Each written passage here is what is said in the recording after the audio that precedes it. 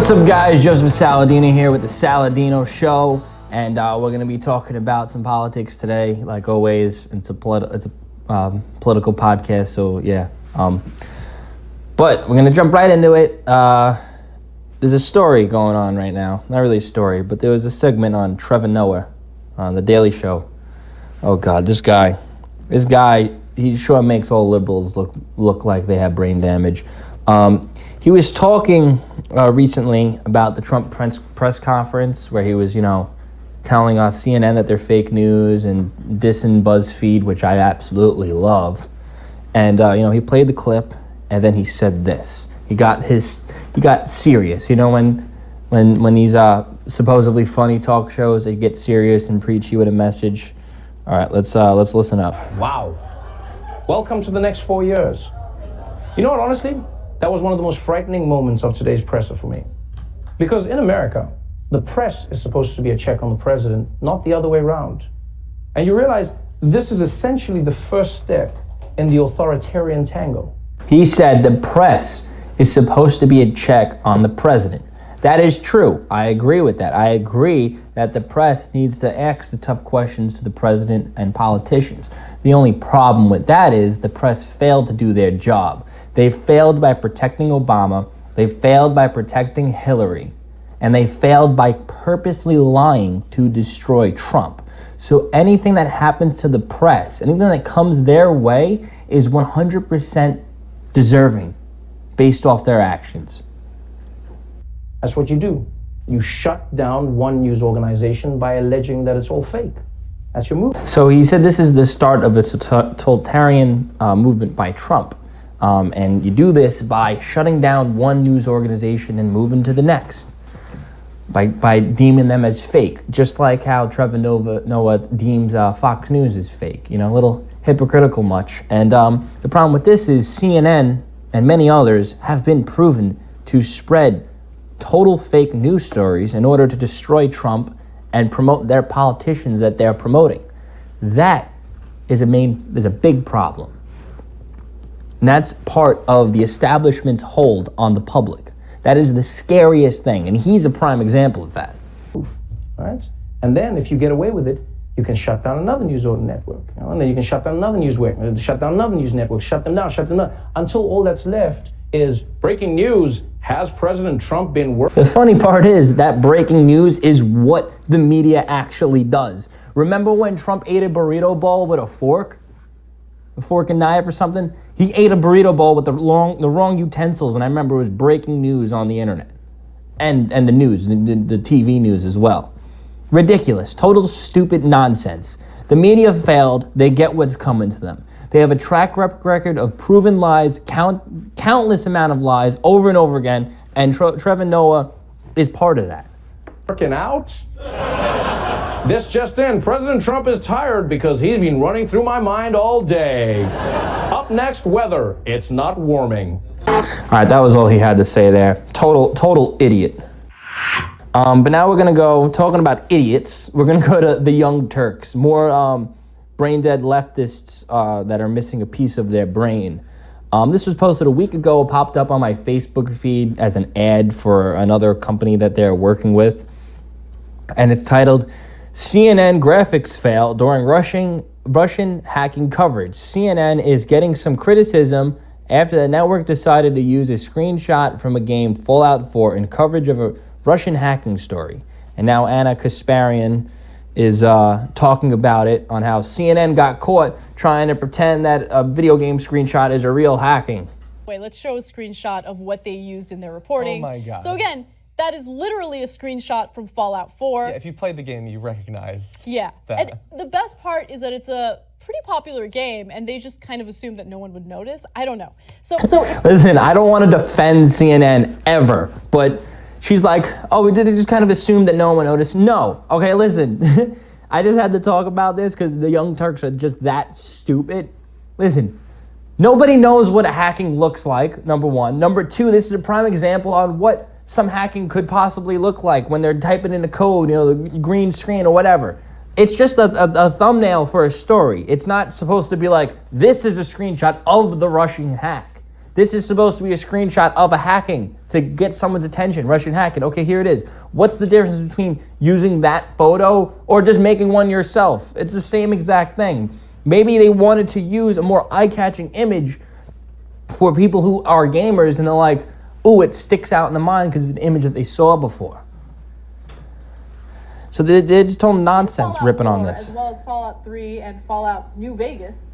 The player can hack. Then they're talking about where it came from. See what else they say. The serious point is, there are already people who don't understand the importance of preventing a foreign country in meddling in our elections, right? And so I don't even want to go over the rest that they're talking about. They're going from ripping on CNN to meddling with elections. I don't feel like watching their 5-minute video, so we're just going to move on. Move on because it was MLK Day the other day. You're watching this ahead of time. This was filmed on a Tuesday, this episode. So there's a meme going around from Cafe on Facebook, and it's I'll show you guys the picture. In 1986, MLK's wife wrote a letter opposing a man she felt was too racist to serve as a federal judge. That man was Jeff Sessions, your next attorney general. Listen, just because MLK's wife thinks that somebody is racist doesn't mean that they're racist. The left thinks that 90% of America is racist. That doesn't mean that they are racist. If someone thinks one person is racist, that doesn't mean that they're racist.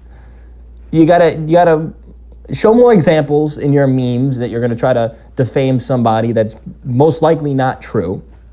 And I found this link of a news story that was in the comments of basically someone saying how stupid the meme was. I'm just going to read the title of it. Dear leftists, spawn of Satan Jeff Sessions actually took on the KKK and desegregated schools and supported Eric Holder's AG nomination. Listen, if this guy was that racist and unbelievably racist, you'll know and everybody would know it. There would be no hiding from it. He's not dressing up in sheets and running around.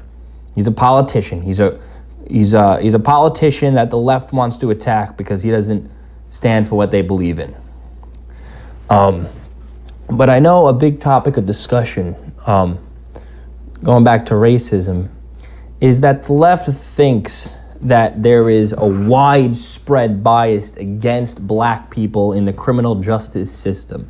They believe that it is just in the system as a whole, and this is why so many black people in jail. So many black people serve too long of a sentencing, and the information and the research given to promote their case, there's a lot of factors missing in them. They'll simply just take, this is crimes committed by black people, these are crimes committed by white people, all the same crime. But look, 20% more time shown black people, served in jail compared to white people. Now that may be true. Black people may be serving more than white people, but there's no way to prove that color is the determining factor. All these studies, what they fail to represent is the representation of the lawyer, the priors prior to the conviction. They are failing to take into effect that in the court, how was the guy presented? Was he dressed nice? Was he giving the judge an attitude? That all plays a factor in the sentencing. And especially the lawyer plays a factor into the sentencing. So picture these two cases. Case number one, a guy comes in, vandalization, comes in, dressed like a bum, gives the judge an attitude, has a public defender, has maybe a prior or two, comes in, whatever, does his thing, gives an attitude. The judge is like, 1 year in jail, get out of here. Now, number two comes in with a good lawyer, presented nice, shirt tucked in, speaking properly, talking to the judge very respectably, and the lawyer presents a very good case. Who is gonna get more jail time? Guy number one or guy number two, regardless of race? That's what they're not playing in. And then if now you're a social justice loser and you want to say, well, that's racist to say that black people have better representation. Well, and then they'll go on and go on a tangent. Well, that's because the whole system's rigged against black people. They're all poor. They can't get good representation. Yeah, but you can't prove any of it that it's based on race, ever. You can't prove it. It's as simple as that. If you can't prove it, then it's not. You got to weigh in every single little factor. You can't just look at numbers overall. You got to look at the factors and say why. Why is this like this? Why is this like this? That's all you got to do. Like, it doesn't even account for region. It could be some black person in California versus some white person in Texas. The regions might be different when it comes to the prosecuting based off of, who knows, maybe the judge and the jury see these cases all the time and they're sick of it and they want to give more higher sentences to people in their area that are doing that specific thing. You can't get in the mind of people. You can't. There's no way to prove it. You cannot get in the mind of millions of people. And they always try to throw out like one case. Barack Turner, sentenced to this, while a black person was sentenced to 10 times more for doing something that's 10 times less. They look at it as racist. They look at that case as a racist. You gotta wait because he was white. What I look at it is, he must have had a damn good lawyer who had presented a damn good case to defend his client. And I look at the other one was, you must have had a shitty lawyer. I don't look at it as race. I look at it, wow, that lawyer must have been a good lawyer to get his client off. Not, oh, it's because he's white. I stumbled upon this Libertarian page, and I honestly think it's run by a 5-year-old. It's got tons of followers, gets thousands of likes on a meme, and they're very anti-police. I don't know, are Libertarians anti-police? Because this page is very, very anti-police. So, this first meme, it's a police car. Texting and driving is a distraction. Uses radio, radar, dash cam, and laptop. Kind of like, hypocritical on the police. They pull you over if you're texting and driving. Listen, it's not your job to text and drive. You're not allowed to do that. It impairs your driving and you could get into an accident and hurt somebody else. Cops, on the other hand, they're usually a partner in the car who would use all this stuff if it's too hard to handle as he's driving. They go through immense training to do what they do. And that's their job, what their job entails. They need to radar you. They need to radio in for help if something goes wrong. They need their dash cam to record stuff. They need their laptop to look up information on you. It's all needed in their job, in their line of work to protect you. And then there's another anti-meme. See, you failed to use your blinker back there, so I pulled an illegal U-turn, broke the speed limit, and forced other drivers off the road with my flashing strobe light so I could detain you and extort you for money and teach you lessons about unsafe driving habits. Listen, I don't think I've ever gotten pulled over for not using a blinker. That's something that cops don't always pull you over for. If you look like you're suspicious and you're driving a suspicious car, they'll probably pull you over, and who knows, I bet you half the time they find drugs in the car or something else. The cops are just doing their job. And I'm sure the cops are gonna go through their way of pulling you over to do it in the most safe way to get you pulled over. It's their job to pull people over. If they have to pop a U-turn, they're gonna have to do it. It's just simple. And then there's this other one who is like, I've always confused by how you can get arrested with your only charge being resisting arrest. It literally means you committed no crime except saying, no, I'm not going with you since you've committed no crime. Since I've committed no crime. Listen, if you're being arrested and you believe you didn't commit a crime, you may be wrong. You probably did commit a crime. There's so many instances that you see on the internet of a young black man committing a crime and then resisting arrest, and it just escalated to the young black man getting beaten and tased and arrested. Listen, if you actually didn't commit a crime and you're being detained, you shut up and listen. You follow orders. You put your hands behind your back, do whatever they tell you, put your hands up, anything. You do what they told you. And the time to argue a police officer is not there. That's not the time to do it. If you really did not commit a crime and you're just sitting there with your friends and the cops come up to you and say, you're under arrest, which never happens, and you struggle and fight the officer, you punch him, you do whatever. Well, you just assaulted an officer. So you're going to jail now, and you'll hear your day in court to see if you were justified in doing it. And then the court process will take care of that.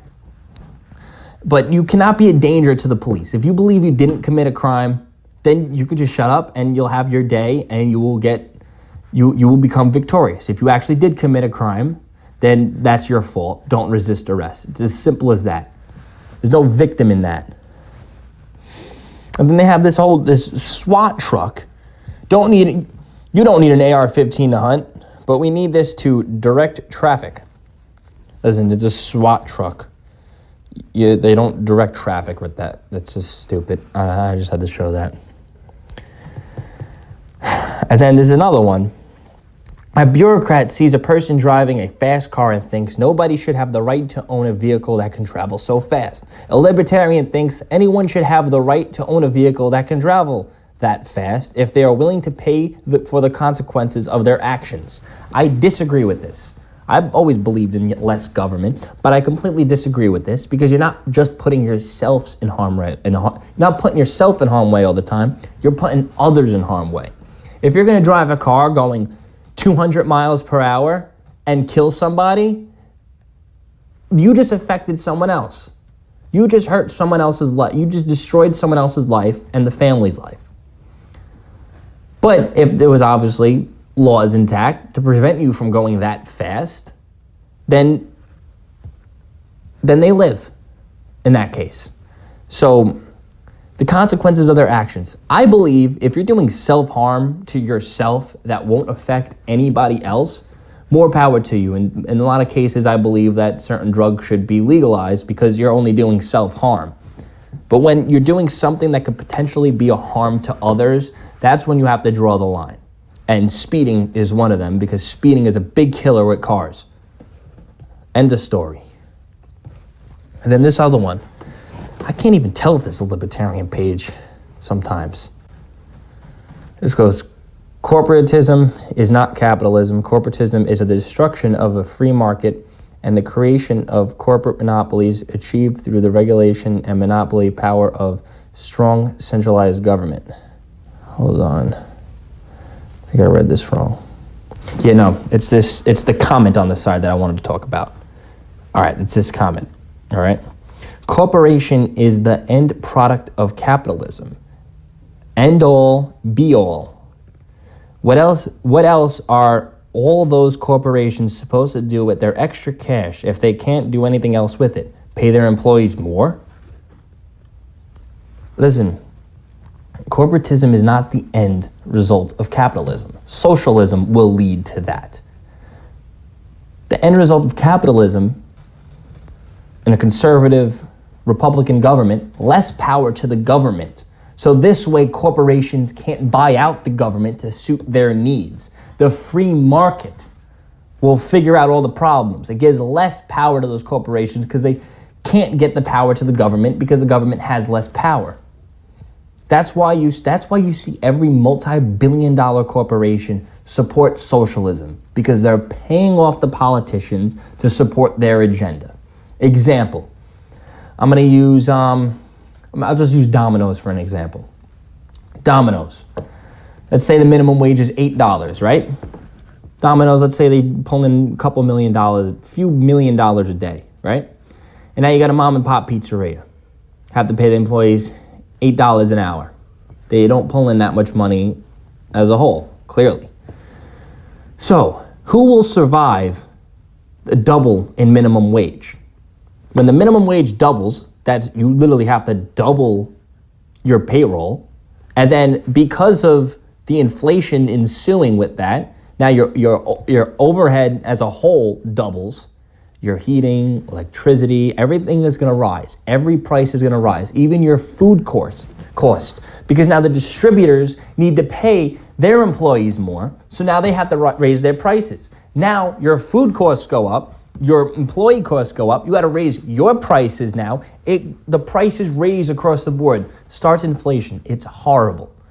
And they're not going to be able to survive that because you need to get through the inflation wave to survive. So what's going to happen is all of these mom and pop shops these privately owned companies are going to start to shut down and be replaced by major corporations. That's why corporations like socialism, because they have the money and the power to pay off the government to make themselves survive and expand. End of story. And really quick, because I forgot to put this in earlier. When I was talking about Brock Turner, there's a meme. It says, Brock Turner only got 3 months for rape. Apparently, property is more valuable than the human body. And then it shows the artist behind the sign prank faces 6 months. First of all, Brock Turner was sentenced for 6 months, but got out under good behavior. I'm assuming that's probably going to happen with the artist as well. Now listen, the max you could serve in jail for rape, I think, is like 25 or 30 years. The max for vandalism, I believe, is like 2 years. So there's a big difference. First off, it singleizes female rape because you can't rape a man, I guess. So that's a problem. The system as a whole is not flawed in that respect, because if you look at the sentencing, rape is a bigger charge than vandalism overall. And this is just one minuscule case that it goes against the grain. Actually, it's kind of like even almost.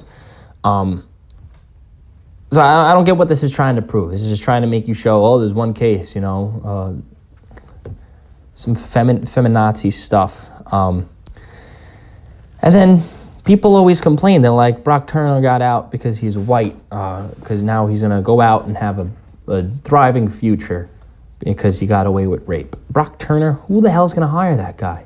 I believe that the case the lawyer made was because the incident was so public, that was his punishment. And I believe that is a great case. There's a lot of people that think he should have served more. I think he should have served more as well.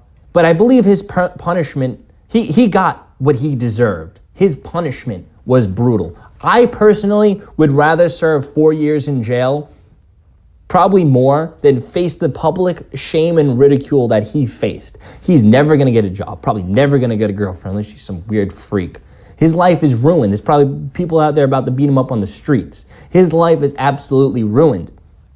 So I believe that was the case that the lawyer used to get his sentencing down. So based off the criminal justice system standards, he should have gotten a higher sentencing. But based off of his punishment as a whole, I think he got it worse than jail.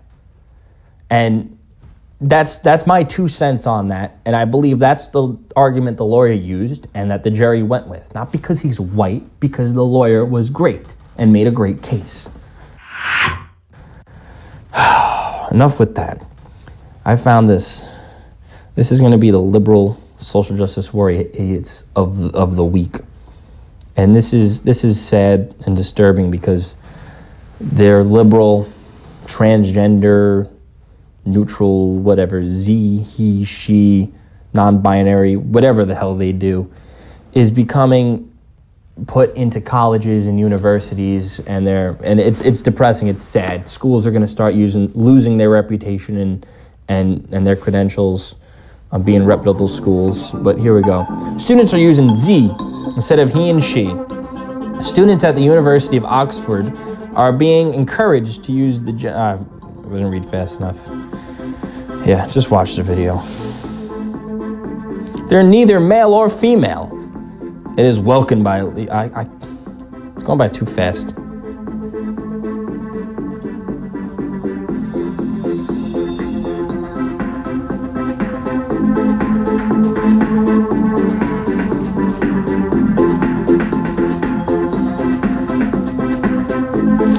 That's it. There's a third gender. There's 4 genders, 5 genders, 6 genders, 7 genders. Listen, there's gonna be a whole class now talking about the genders and how many there are, and you gotta use the proper genders, and you gotta the gender pronouns, and you gotta ask the person before, oh, I'm this pronoun, don't mess it up or else I'll be triggered and I'll sue you.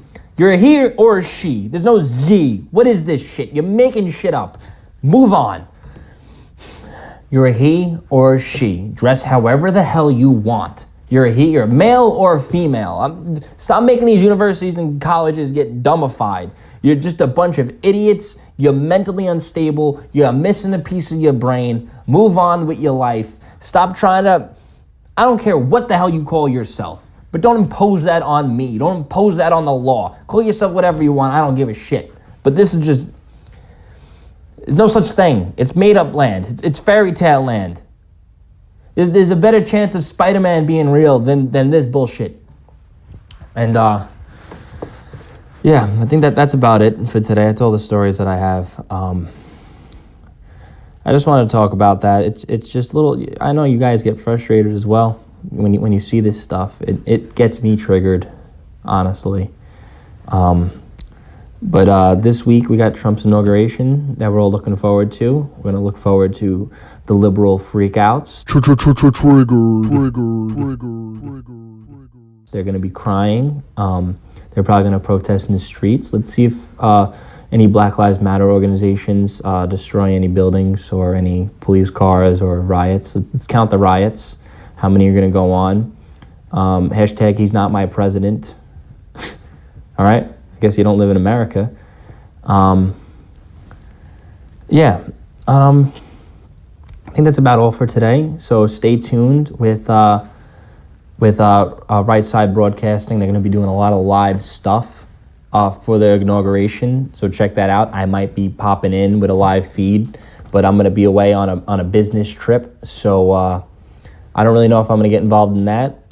Next week's show, it's going to be on a Friday. Like normal, and I'm going to be talking about the failure of socialism and how socialism, Ben and Jerry, huge hardcore socialists, I'm going to be talking about how they proved socialism doesn't work by trying to prove that it does work. It's going to be a good one. I'm Joey Saladino Show. Thanks for watching.